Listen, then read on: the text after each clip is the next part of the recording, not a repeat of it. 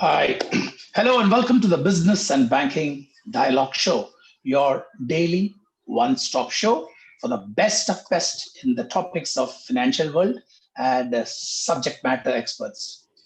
We are live, as you know, across EPS channels, the YouTube, Facebook, Twitter, and LinkedIn. Thank you for participating in today's show. I am KK, your host and moderator. Uh, you can also view our earlier shows. Now we have already done close to 780 shows. You can view our earlier shows in www.electronicpay.in and click into the Business and Banking Dialogue page, and you can see all our shows, earlier shows, should you want to refer to them for any purpose. You can also view our current and previous shows in YouTube. When you watch that, please don't forget to give your likes or thumbs up in the YouTube channel. So, ladies and gentlemen, welcome to today's show. And today we are talking about venture capitalist. Okay, and our we are talking on the venture capitalist. So just to tell you who is a venture capitalist or who's a VC, as it is generally called. A VC. A VC is a general capitalist. So surely many of you all know, but for the people who don't know, I can give you a very easy example. You must have watched Shark Tank, right? American serial called Shark Tank, where a nervous-looking group of entrepreneurs stand before a panel of investors and waits for them to tear apart their business, right? And most times it's a no, not a viable business for us for those panels. Okay.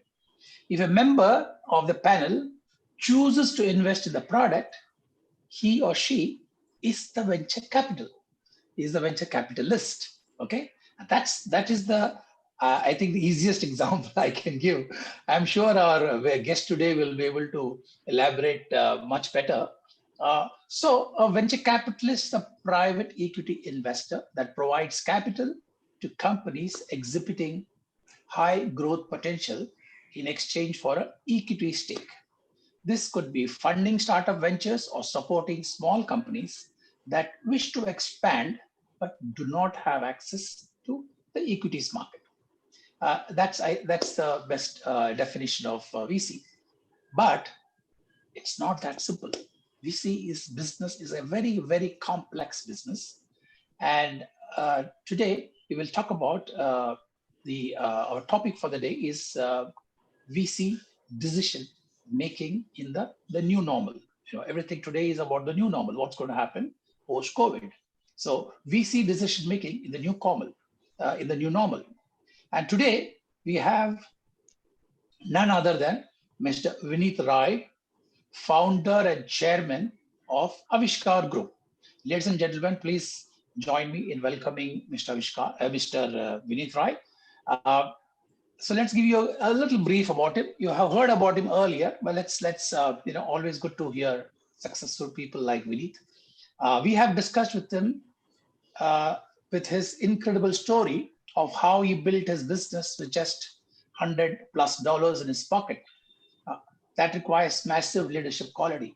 Today, the Aavishkaar Group, which he founded, manages assets close to INR 8,000 crores, or to put it roughly in US dollars, 1.15 billion US dollars. So who better to talk to us about venture capital than Vineet himself?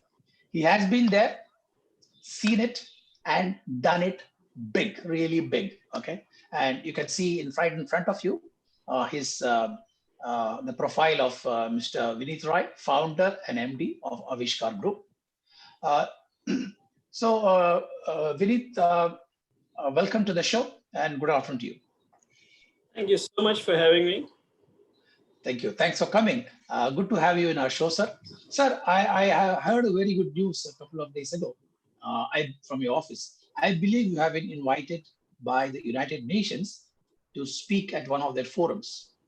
Could you share some details on the invite? Because this is a great moment for us that one of our subject matter experts is now going to speak at the highest UN body. Please, sir. No, not really. Actually, I think there's some miscommunication. It is United Nations, but it is UN, one of the forums of UN. Okay. I actually won a United Nations award in 2007. So I was given that award in United Nations building only. But that was Okay. Oh, 12 years back. I've been to UN multiple times since. I was also a commissioner on the Business Commission for Sustainable Development. And okay. this invite is from Government of India and United Nations Development Program to actually talk to the government on issues concerning sustainability, sustainable development, and impact investing. So, Okay, that's nice. Congratulations, sir, Vineet. So, Vineet, what has really changed in the venture capital investments after the pandemic? You know, they always say black swan brings a lot of changes. So, what has changed after the pandemic hit the global economy? so I think there are very different ways. Venture capital is very simply money that is willing to take risk for better returns. So, and within venture capital, the venture capitalist has specialization. So I could be a venture tech investor. So I want to focus on anything that has technology.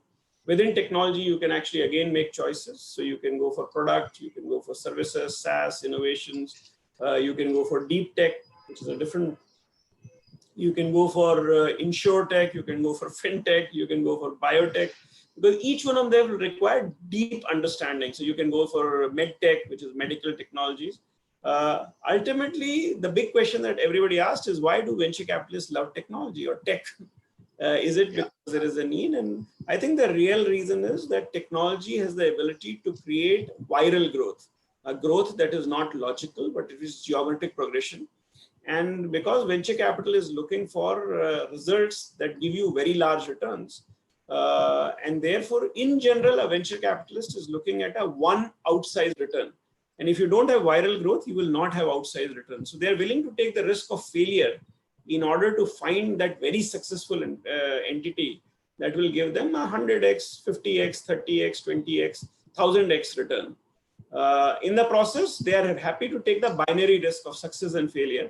In fact, most venture capitalists do not prefer an also ran company that is breaking even and barely profitable, but is not going to create any value and does not grow. So venture capital by logic are actually looking at by logic looking for returns that are driven by growth, and growth therefore becomes a very important parameter, and profitability is a lower parameter. It's not that they don't want profitability, it's just that it's a lower parameter. Now, what does COVID do? COVID does two things. One, it has accentuated the role of technology in every aspect of our life. So that's actually one part of it, accentuating every aspect of our lives being impacted by technology. That means it has created a bigger role for technology than it did. If you look at some of the surveys and change in consumer behavior, you will say Indians are overwhelmingly moving to online payments, even in tier 2, 3, and 4 cities since the time of COVID. Now, that actually is a reflection for a venture capitalist. That is almost like a great story a great story unfolding right in front of their eyes, that such a massive change in consumer behavior is taking place that would make technology more and more relevant in the lives of people.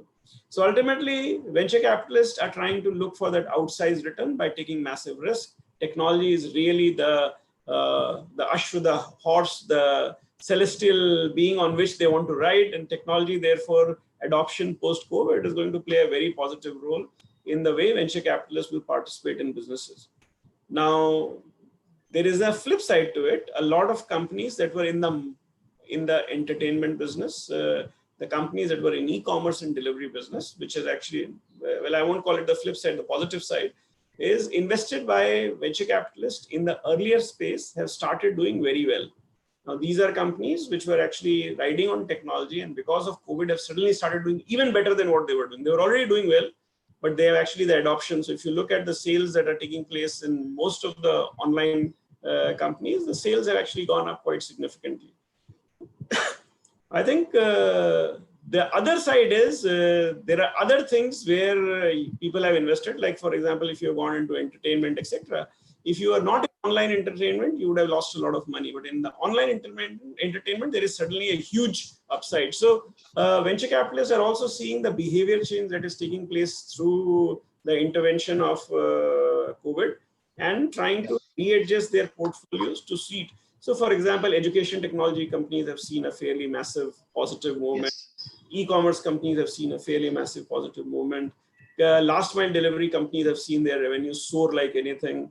You have also seen that there are companies in other space, for example, agriculture technology.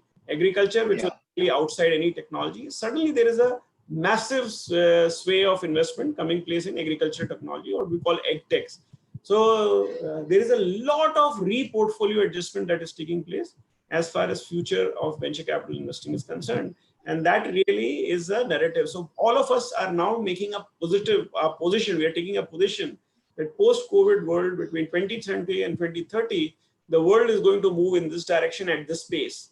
And that's what a venture capitalist is doing, and therefore readjusting their portfolio toward companies that fall into that space. And why is it important? It's not just because I want to make investment.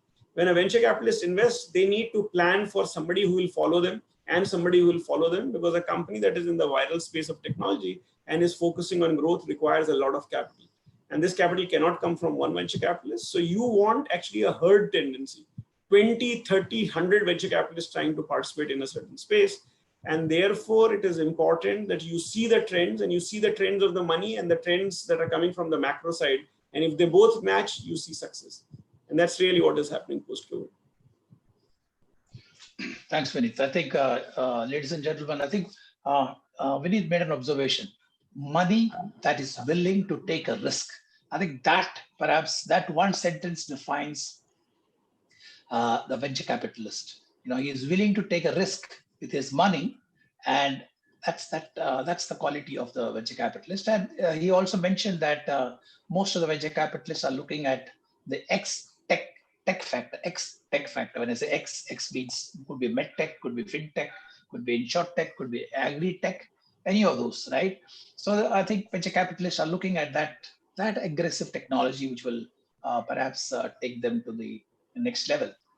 We all talked about entertainment and edutech, initially India was not affected by COVID-19 as perhaps China was in the early stages of the COVID. The effect started playing out from March onwards. Okay, despite COVID challenges, India saw several good-sized deals in the first quarter of 20. EdTech was a big winner in Q1 20, as you already said. I think Byju's came up with some 400 million, Unacademy came up with 110 million, and so on and so forth. So now that the pandemic has come to a full-blown proposition, and we know that this is like we are in the midst of it, almost in the midst of it, and if not, we are past, or we are presently in the midst of it, because we don't know how long this is going to last. Has the pandemic forced you to recalibrate your investment mandate? So in our case, in fact, what pandemic did was said that, Vineet, what you guys are doing is brilliant. There is a new classification of the work that you do. We used to call it impact investing, and now it is being called as essential services investing, because when the pandemic came and lockdown happened, you suddenly started seeing the world in a new light, essential and non-essential. Essential services allowed to operate, non-essential services were shut down. And we, luckily, because we do impact, which is very basic need of human beings, we fell on the category of the need and not really on the want. And that actually has been quite an exciting journey for us. So the truth is, in our case, we reinforce our desire to actually work in the businesses that we follow. We are in the space of financial inclusion.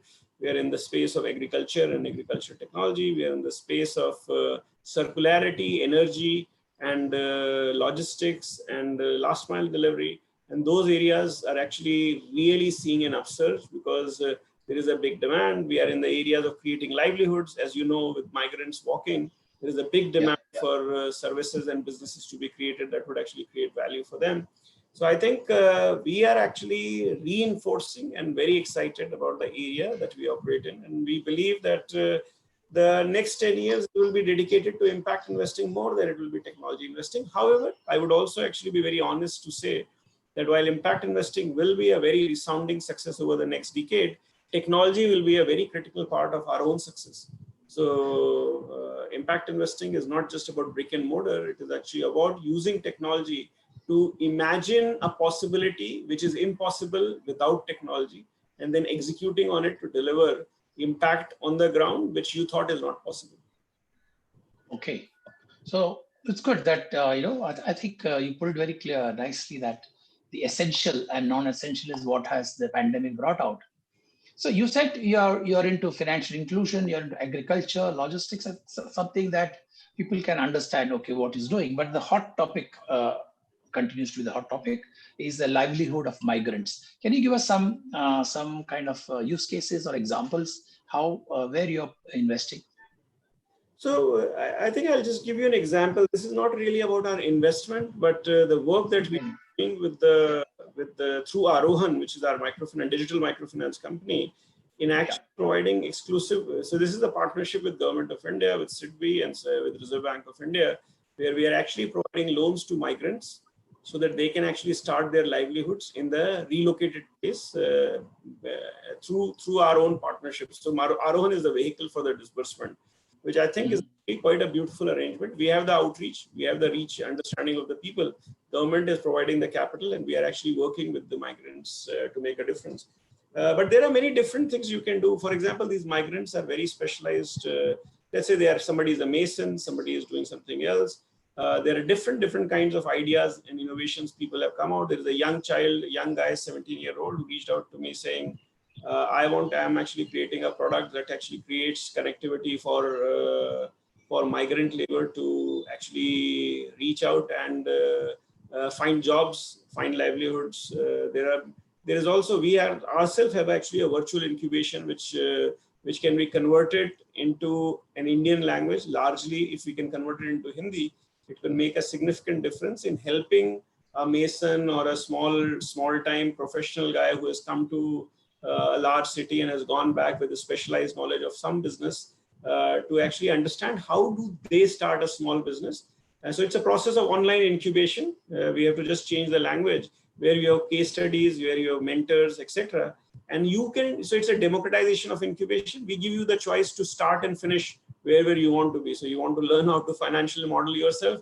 I am a mason, I actually go and do this. If I can get 10 masons, I can earn this much. How do I model itself? How do you distribute money? How do I create money for myself, etc.? Can you create a multi-layer franchising within your specialized? I mean, see, in a very informal manner, all these things actually exist. So you will always have a super carpenter under which you will have trainee carpenters, and each one of them will be entrepreneurs.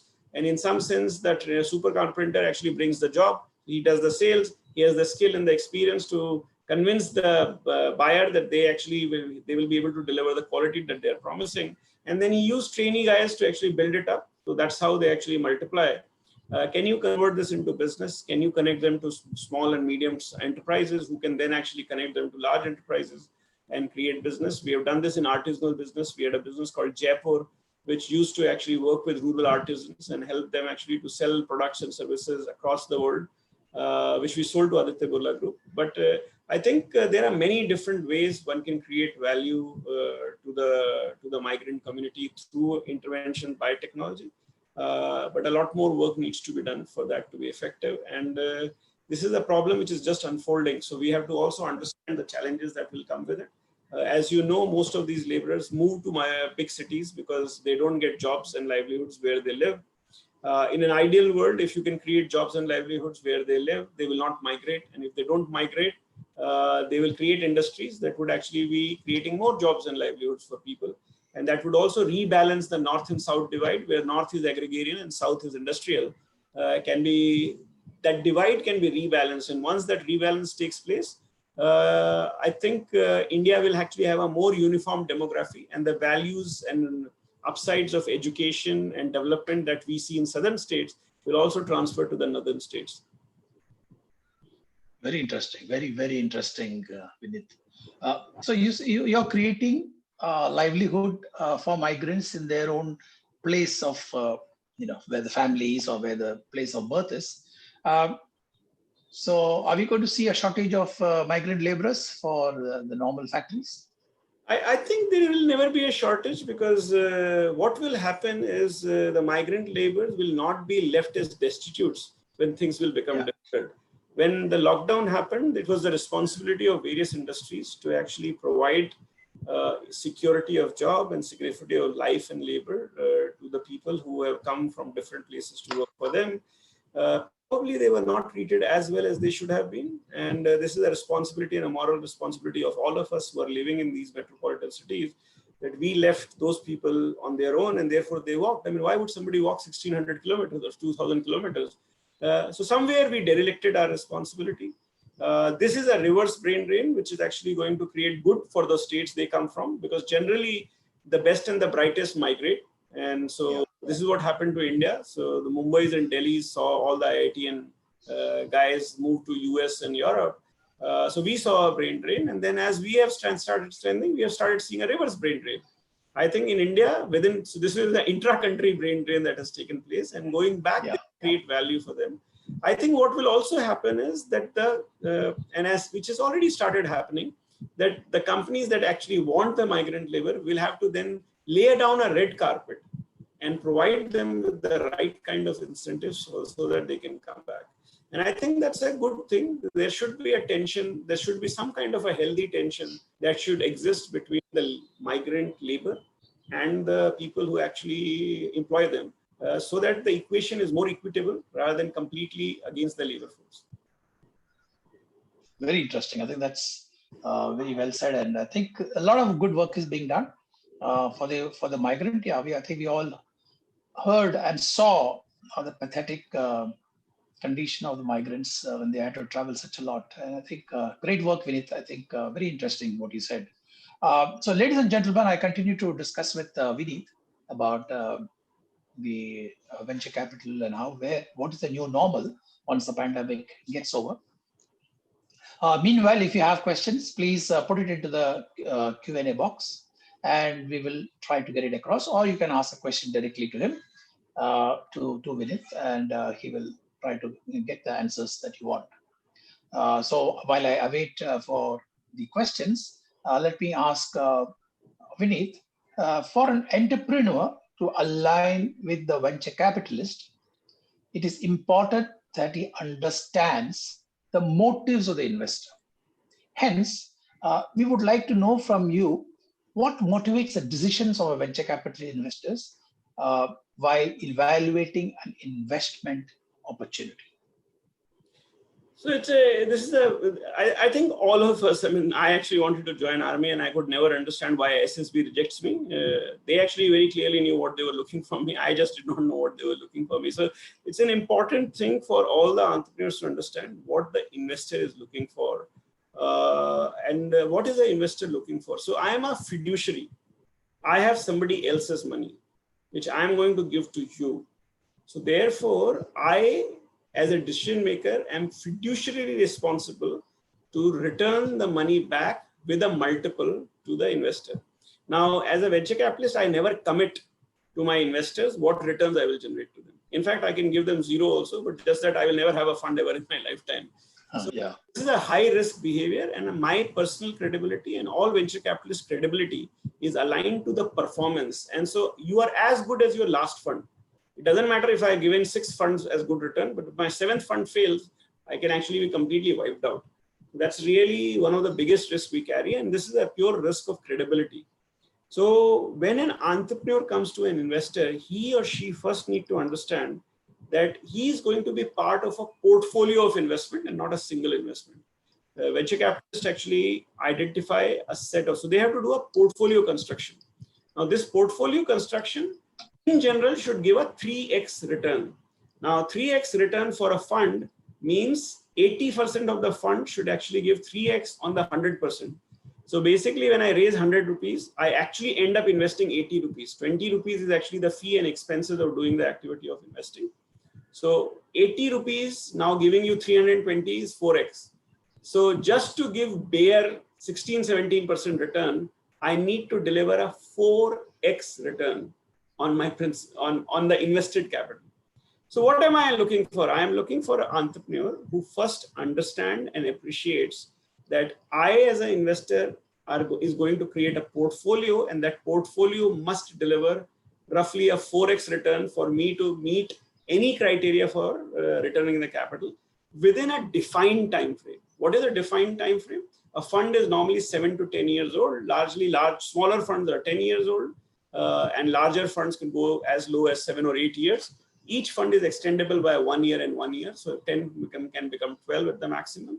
We invest for 5 years. So you have to first know which year of the fund's life cycle am I in when you are seeking money, even if somebody is willing to give you money.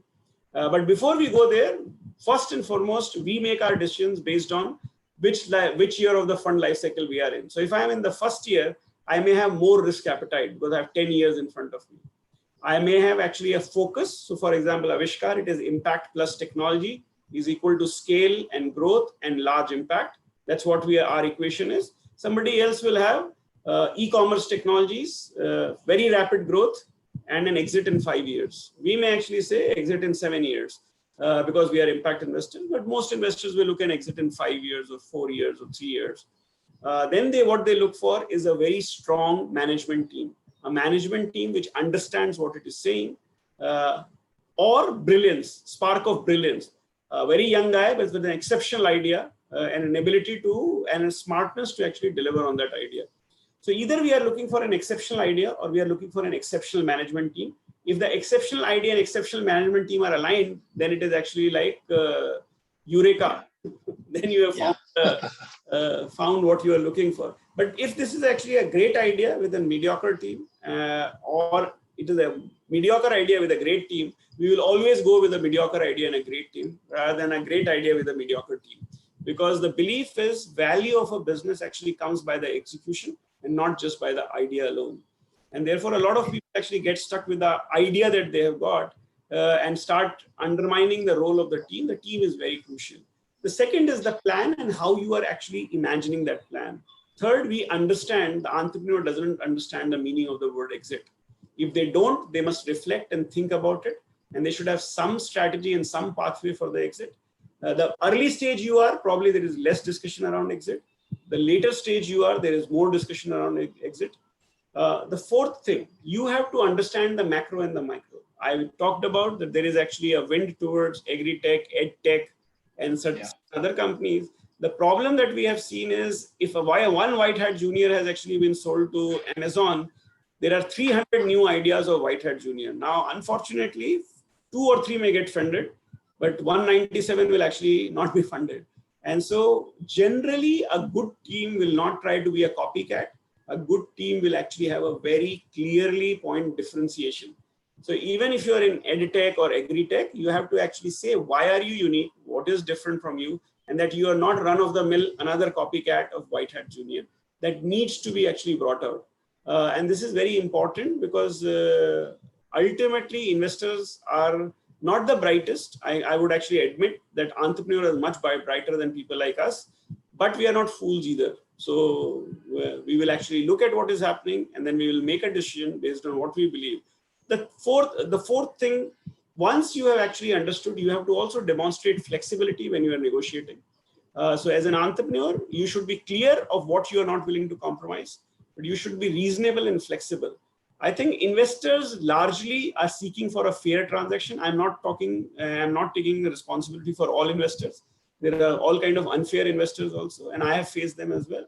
But generally, by and large, investors want to play a fair game because they are the ones putting in the money. So if I try to be unfair, I will lose that money, and that money doesn't belong to me. I don't own that money. So I have a fiduciary responsibility to return that money.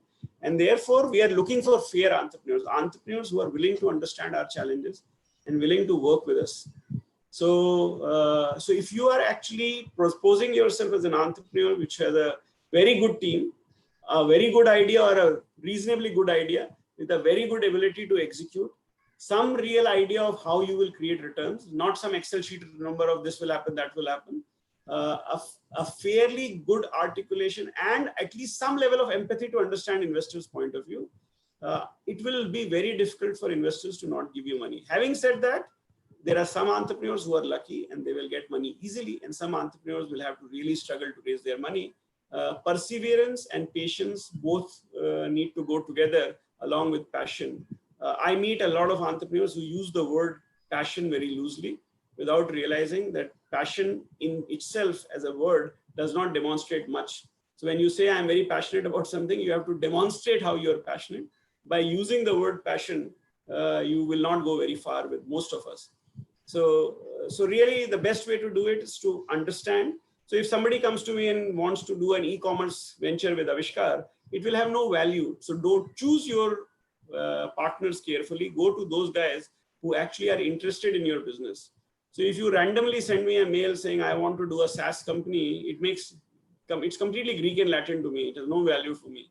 But if you say I want to actually create a e-commerce website that will create 10,000 jobs, or I will create livelihoods, or I will actually help rural India economy to grow, I may have interest in it, and you'll have to pitch it to me like that. It is not necessary what you think is what I want, but then there is at least an engagement that can start. A good entrepreneur must try to engage with investors, must try to study about them, sending cold mails, mails which are completely nonsensical, reaching out on LinkedIn and sending messages saying, please give me money, will make sure money doesn't come to you. So come up with a business plan that you believe in, you want to execute on. Identify and build a team that trusts and is willing to work together and is good quality. Look for an idea. Mediocre idea also works in case you have the ability to bring it to scale. And if there is a level of uniqueness in it, it will really excite an investor. Technology is very critical and important. Don't ignore technology. You will not get money without bringing technology into it. Very true. So we have a question for you. He quotes one Mr. Bhaskar Majumdar, Managing Partner, Unicorn India Ventures. He said, our priority is to help our current companies. So no new investments will take or it will take longer to close. He said that with pandemic in view, is this the stand of most venture capitalists? And when is this stand perhaps going to change? That means investing only in the existing one, not new ones. So I think COVID was actually a shock. The whole economy came to a standstill. And I think that our first commitment is to those guys whom we have given money. If they are running out of money, we have to provide them more money. We have to protect them. And we have to also see which of our companies may require money 6 months down the line. Generally, what happens is if you are in our 7th and 8th investment, you may want to pause and stop and see what is the requirement of capital for your 8 companies. And if the requirement of capital has suddenly multiplied and the avenues for attracting capital from other investors have dried, then the obligation to support those companies come with us. And therefore, we take a pause. The second thing is you need to make an assessment of how deep, how long, and how crazy is this challenge? How far will this go?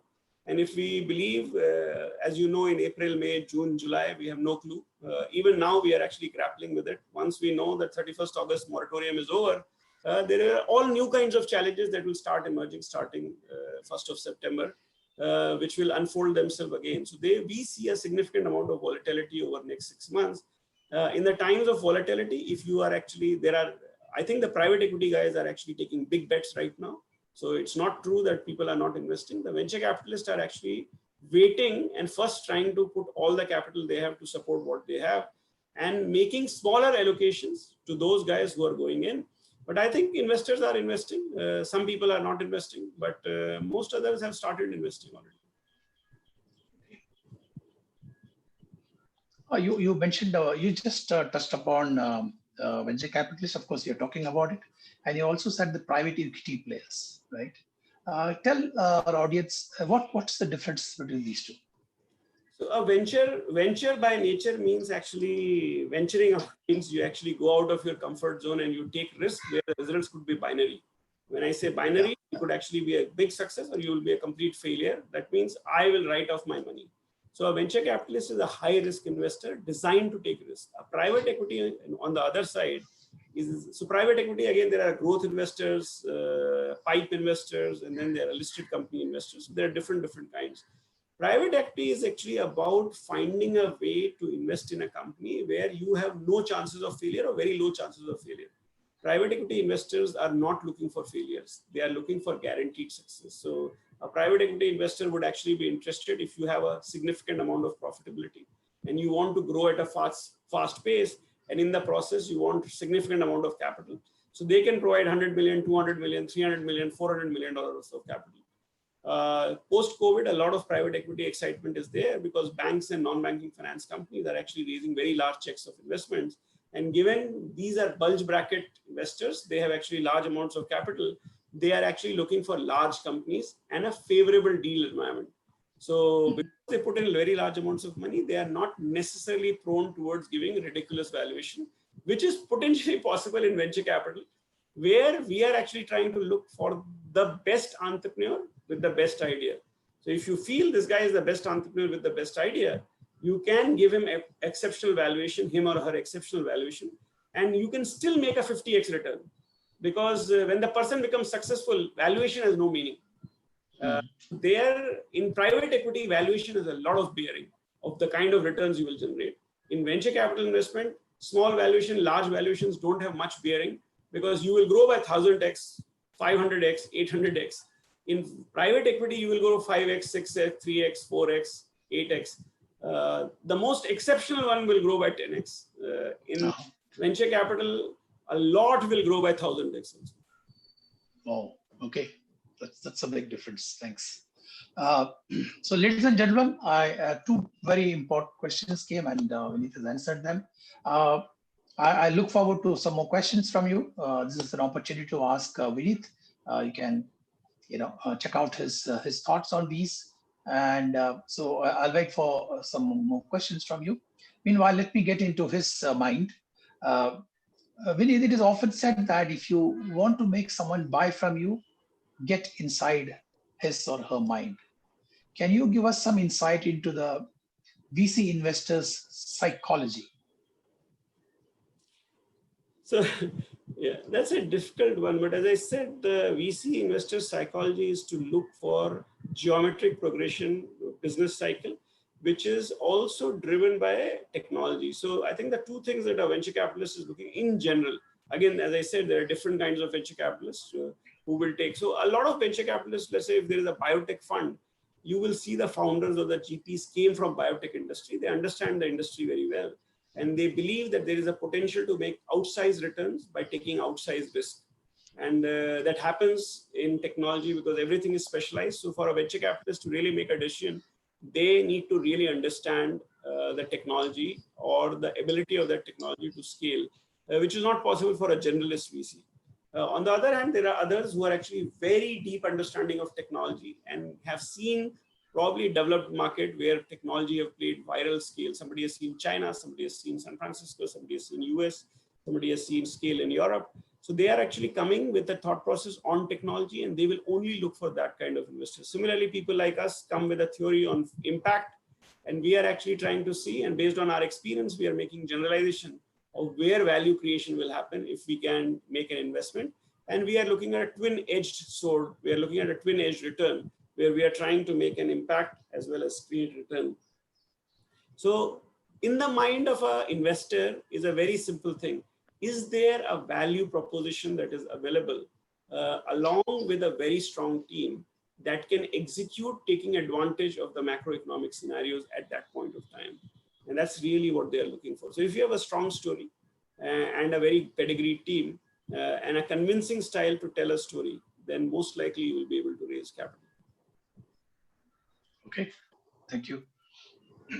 So a question that has come to me, it's a little not properly worded, but I think this is what he means. He asking what is the linkage between VC funding and the stock market. He says the primary source of funds for investors is the stock market. When that goes down, it has some effects on the investment. So how is stock market linked to venture capital funding is what I tried to gather from his question. So I think first one needs to understand that capital is of different kinds. Stock market is actually a place where it's a marketplace that allows people to have a third party, a regulator, who has actually looked through and made sure that the disclosures, so there are regulators, there are advisors, there are investment bankers, there are underwriters, who are all coming together to actually identify a fair price for a security which is being listed, and a regulator is keeping a sharp eye on the disclosures. So essentially what you are doing is an investment where you don't need to be physically present or a physical know of the business or become an expert on the business. You're taking a position based on the disclosures, and those disclosures are vetted by a regulator. And if somebody has made wrong disclosures, then there will be severe penalties and the person can actually be taken to task. So there is a very strong framework that is provided. It also allows people coming from all strata of the society to participate. There are institutional investors, non-institutional investors, there are individuals, retail investors, etc. And this is how you actually allow participation of the masses into the opportunity of wealth being created by the enterprises. That's really what a stock exchange is. What is venture capital fund? Venture capital fund is a very specialized activity of taking very high risk to generate very high returns in a specialized field. Like, for example, you have technology, or some people will say we will come up with consumer goods and branded areas. Somebody will come, I will do it in impact investing. Somebody will say I will do it in biotech or something else. That's really where venture capital comes from. It's a very specialized thought process of going and trying to create companies in the space where you believe there is a huge potential to deliver outsized return. Market's ability to deliver return is actually based on three things. One, there is sentiment. So what is macroeconomy doing, what the world is doing, etc. All plays a role into how Sensex or stock markets actually behave. There is also individual performance of the companies. And then there is actually a perception of the country in which the regulated market. So there is a macro of the world, and there is a macro of the country, and then there is also actually the individual performance of the company. Again, as very different kinds of investors are participating, depending on who's selling and who's buying and what is the quantity of supplying. So there is something called float, quantum of float, amount of ownership that the promoters have, the kind of transparency, ethics, governance, all start playing a role in defining and giving you a valuation. And I think it is generally said in the markets, the valuations tend towards value creation based on governance, transparency, and consistent track record. Volatile track record gives you lower value. On the venture capital side, we are actually looking for massive growth. Bottom line is not important. In the listed equities, bottom line is very important. In the venture capital world, you create companies which are very fast growing companies, but not necessarily profitable. You try to list a venture capital invested company, even if you take an example of the largest companies, if they don't have a bottom line, Indian markets will not really respect them. Indian markets are far more attuned to actually respecting companies with bottom line that are growing at a sustained pace, but not at a breakneck pace. America, therefore, also created a very specific technology-based. They created NASDAQ to actually list companies that are coming from tech background, and that actually is the differentiation. So if you actually look at the tech markets, there the listing is very different than those which will be listed on the main bourse or main stock exchange. In India, we don't have that differentiation. We have an early stage or small SME stock exchange, which is dealing with the SME issues. But we, at this point of time, don't have a listing for tech companies, and therefore tech companies are not made. There are not many tech companies that are not profitable are listed. Even India's largest tech companies, for that matter, if you call Tata Consultancy Services, that is not listed. So in my view, there is minor connection between venture capital and stock exchanges. But venture capitalists are normally looking at exits from mergers, acquisitions, and secondary sale. Rarely do they actually are looking for exits, especially in India, through a listing. While in a global company or in a company which is actually in a developed market, there are specialized places where you can list. Normally, India's stock markets do not provide that kind of support. I think, do we have venture capitalists listed in the market, or we are waiting for the social stock exchange? No, social stock exchange has nothing to do with venture capital. So to list a venture capital fund is even more complicated because I mean, there is no real logical reason for somebody to list a venture capital fund unless you have the courage, because you have to go to the market and ask for retail investors to shell out 1 crore is the minimum amount. I think that's the minimum amount if right now. Now, how many people who will, in India will actually want to actually go into a stock exchange and do a 1 crore single round, single note investment? So venture capital do a private placement while fundraising and not by listing. Okay. I have a question for you from Vivek B. He says, will Aavishkaar start venture debt company in the near future? How are VC and PE companies graded or benchmarked?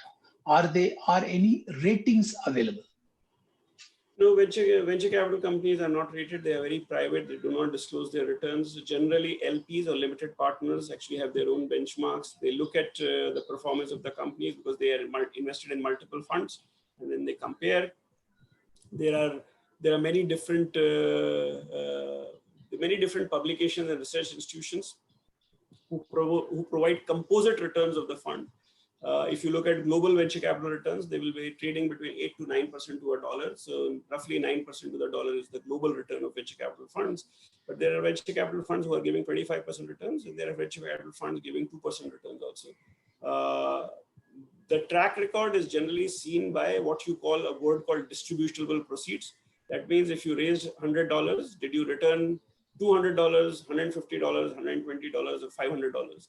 Now, distributable proceeds actually is what is the most important criteria for trying to see what the investors have done. The second criteria beyond that is actually the performance of the underlying companies and the kind of benchmarks that you have created. And the third is, if those companies are really so good, then what are the liquidity benchmarks? First question I would ask is, why have they not taken the money out of those companies? And also, it's a very interesting thing. You have to make decisions on when to exit. So it's not normal to actually exit these companies, but at times it's very important to exit companies at the time. So timing the exit is very important in the case of venture capitalists. You can keep believing the company will do very well, but our dharma is to actually do an exit within a certain time. So sometimes we leave a lot on the table, but it's an important decision to make. We have to not really fall in love with the companies that we support. So you have to also, so therefore LPs actually see whether you are respecting the dharma that you have been attuned to, which is to invest in a company, scale it up, and then sell it, even though you know that there is a lot of value that is being left on the ground. You have to respect your time periods. Okay. Would you want to answer his first question? He is asking, will Aavishkaar start venture debt company in the near future? We started a venture debt company in 2011 or 12 called IntelliGrow. Our idea was to actually provide venture debt because we believe venture debt, along with equity capital, gives a longer range to the entrepreneur and probably helps him stop dilution. But we started as a structure as a non-banking finance company. At that point of time, the AIF regulations were not that good. So we actually started as a non-banking finance company. And so we had to move away from venture debt. But venture debt is a high risk but capped reward business. And it is much better done in a fund structure rather than actually into an NBFC structure. So we have moved to do micro and small lending from venture debt. But then there are a lot of new venture debt companies that have come in the market. And Innoven is actually one of them, which is doing quite well. And there are many others which are also actually knocking on the door. So I don't think so today there is a need for Aavishkaar to do a venture debt company. Okay. So there is another thing from your experience. Can you tell us what to do? What do VCs like about investment opportunity? I think we have talked about it in one of the questions, but in case you want to add, how do they identify a company for investment? So I think that's actually the secret sauce. There are many different ways to do it. Some people go with theory. So you got the theory, for example, I want to target a geography or I want to target a sector. So for example, I want to target a sector in waste. I want to invest in a waste management company. And then I draw boundaries around it. And then I try to meet anybody and everybody in waste. Similarly, somebody will decide I want to do agri-tech. And then they will say, what is agriculture? What is technology? What is the role of agriculture and technology? And what is an ag-tech? And then go and meet every investor, read every report, and meet every entrepreneur who's operating in agri and technology space, and then actually identify what and where you want to invest in. Generally, entrepreneurs, investors reach out to entrepreneurs, so they make a call or reach out, or they actually go and sit and listen, or they reach out, they read about them. So media has a big role to play, both for entrepreneurs to reach investors and investors to reach entrepreneurs. People like me, actually, we create companies at times, so where we actually identify an entrepreneur and then we tell that entrepreneur, this is what we want to do. We'll provide you capital, we'll provide you support. We did that a lot in microfinance, where we actually created an incubation services and helped entrepreneurs to become successful. And we have done it in many different ways in trying to combine our expertise of understanding how to build a company, which is very different from knowing a lot about the space and sector. So if you come from waste, you will know everything about waste, but you do not know how to form a board. You do not know how to actually recruit the best talent. You do not know how to really manage your capital. You do not know how to raise, who to raise, where to go, how to bring an investment banker, who is a better investment banker. That's what really venture capitalist has to sell. So venture capitalists sell himself or herself to a great entrepreneur, and similarly wants a great entrepreneur to sell to him or her as a venture capitalist. Ravi asks a very interesting question. Thanks, Ravi. Even I wanted to ask the same question. Like, what are Series A, B, C, D funding, and on what basis are they classified? So, so Series A, B, C, D is actually basically nomenclatures, and there is a fairly good science behind the nomenclature. So there's some seed funding, there's an angel round, seed round. So there's an angel round. Angel round is when an angel doesn't actually have two wings. You just have a person who actually wants to play a role, most likely a specialized person with spare capital, wants to actually take a small risk. So, and meets a young person who actually has an idea. This person has some experience of running a business, is willing to provide some capital because this person will take the risk. It's a very basic thinking. Young people are more adventurous and willing to take risks. Successful people have earned a lot of money, so they have a lot of wisdom. So wisdom and capital is provided by the angel. The entrepreneur actually takes the risk and build the company. So that's called the angel round. Then comes the seed round. Seed round is when an entrepreneur meets an investor, venture capital investor, and the venture capital investor says, forget about angel, forget about everything. Let me actually give you the money. You are like my seed. I will put you on the ground. I'll put some water into it, and maybe a sapling will come in. Now, when the sapling comes in, so that's called the seed round. When the sapling comes in, the sapling requires more water, more fertilizer, more this thing, for which you require more money. And then comes a Series A investor. A Series A investor is a seed investor is taking blanket risk. He or she is trusting an idea and an entrepreneur and giving the money. Angel investor is doing this backed by capital and an angel-like thinking and wisdom coming from the individual. Venture capitalist is taking a huge risk on an individual at the probably nascent stage or startup stage. Both angel and seed round can lead to a Series A round. The Series A round guy is trying to see if the basic assumptions that were made at the seed stage or angel stage has been delivered. So the guy said, I can actually do this. I can actually set up 2 shops. Okay, have they set up 2 shops? Oh no, they have not set up 2 shops, but they have set up 1 shop, and 1 shop is in negotiation.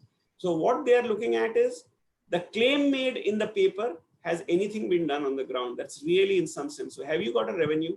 Have you got your business model? Do you understand your business model? And they are willing to take the risk of no profits, no bottom line, nothing, and focused on whether the business model structure is actually evolving.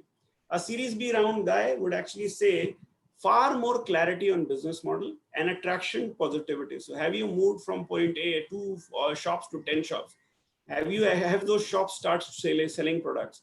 Those shops that are selling, are they actually indicating a certain kind of behavior and a certain kind of demography? Can the entrepreneur explain in that demography, in that place, what kind of behavior, and can he or she tell you that the next 10 shops will deliver better returns than the first 10 shops? Now that's what a Series B is looking at. A Series C and a Series D guy is probably looking for a far more level of evolution, probably emerging / present bottom line. Some people will take an EBITDA risk, the other people will actually look for PAT risks. And therefore, the farther you go away, the larger the round becomes and more definition of the business model is needed. So evidence, I have made 100 crore profit. I have made 10 crore profit. I have made 0 profit, but I am interest earning before depreciation, interest and taxation positive. I have actually made equity. I have actually seen growth in my top line. I have no bottom line. I have no EBITDA. I have no top line, no bottom line. And by the way, I have got an idea, but I don't really know where I'm going to go. So angel and seed, I have an idea. I really don't know what it will do, but this is what I want to do. Series A, I think I know how to actually generate revenue. I do not know what is bottom line. I don't even understand anything else. I don't have an organization which is very strong. Series B, I have a reasonably strong organization. I have a team that has been around with me for 3 years. Now we are going to create value from here. Series C, Series B, or Series C will be, guys, I actually have a growth rate at the top line at around 30, 40, 50% year on year. I have demonstrated, I actually have a plan that will go and give you a profit, and it's 5 years away. In 5 years, I will actually give you a 10x return. I think when you reach Series D, you actually start talking about profit. Last year, I broke even. I've been profitable now since then, and I believe my profit will continue to increase. And then when you go to private equity round, you say, I did 100 crores and I'm going to do 200 crores in the next 3 years. So that's really how ABCDE works. Great, thanks. Thanks, Ravi, for a good question. Even I wanted to know this. Thanks. I have a question that is coming directly to you. Some of the questions I read for you from the participants. Let's take a question directly from a media person. He's a very regular participant here, Krishna Tripathi from Bharat Global TV. Mr. Tripathi, can you unmute and ask the question? Good noon, Mr. Vineet Rai. Good evening. Sir, I wanted to ask you, when pandemic started, you said that people, those who control capital, they were risk averse. So over the period of last 6 months, whether there is any change, because more or less people have become used to COVID-19, though there is no there is no answer from medical science to the virus, but in that kind of uncertainty is not there. So in India, whether the investors like you and global investors, whether the risk aversion has come down or it still persists? Well, I think first and foremost, if you actually are a global investors, and I can tell you with confidence, there are really, really negative news in India because our numbers are increasing at a rapid pace. So if you are sitting somewhere in Bahamas or somewhere in US in a village or somewhere and you're a rich guy, then when you read the news is very negative on India because our numbers are continuously increasing. We are, I think, heading towards 3 million mark, which is a very large number, even though recovery rates are very high, but then the news is actually about how bad the situation is. So actually, you might feel things have improved. In financial world, things from their perspective have deteriorated. When it comes to India and those who are living in India and seeing it, we can clearly see that there is a massive contraction in the economy. There is a reasonable decimation of value. There is opportunities that are emerging and people are making investments, but those opportunities that are emerging people are taking tentative steps. It does not mean that investments are not happening. Investments are happening, but everybody is a little careful because India is yet to control the COVID impact. As you know, there are lockdowns. For example, try a drive out of Maharashtra. You will actually understand what I'm saying. So the reality is supply chains continue to be massively disrupted. There's a lot of challenge.